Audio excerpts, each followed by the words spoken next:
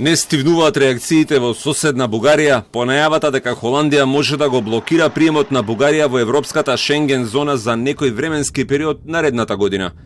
Холандската влада најави дека ќе ги поддржи Романија и Хрватска, но не и Бугарија на состанокот на министрите за внатрешни работи од Европската унија закажан на 8 декември за влез во Шенген зоната.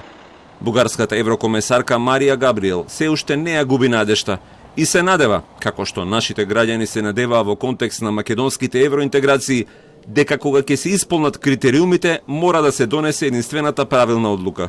Надявам се, че имаме все още време до 8 декември, но това, което за мен е важно, е сега ясно да кажем, че е време държавите членки да покажат, че когато са изпълнени критериите, трябва да бъде направено решението, което следва. Изјавата на Габриел следува по првичната емотивна реакција на бугарскиот председател Румен Радев, кој на Твитер се пожали дека наместо европска солидарност неговата земја добила цинизам.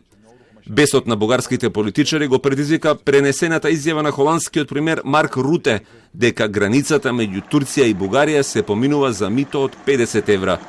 По најавата за холандска блокада на влезот на Бугарија во Шенген зоната аларм и во владата во Софија, премиерот Галаб Донев за утре закажа состанок со министрите за внатрешни и надворешни работи Иван Демерджиев и Николај Милков, како и министерот за правда Крум Зарков.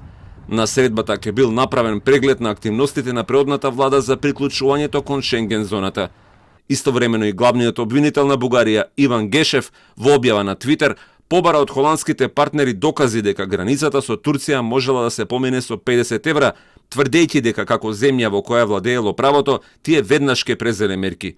Холандската влада во писмото испратено од вице-премиерот на државата Хоекстра до холандските пратеници потврдува дека ќе охрабри владата во Софија за спроведување на реформи поврзани со владењето на правото, како и борбата против корупцијата и организираниот криминал.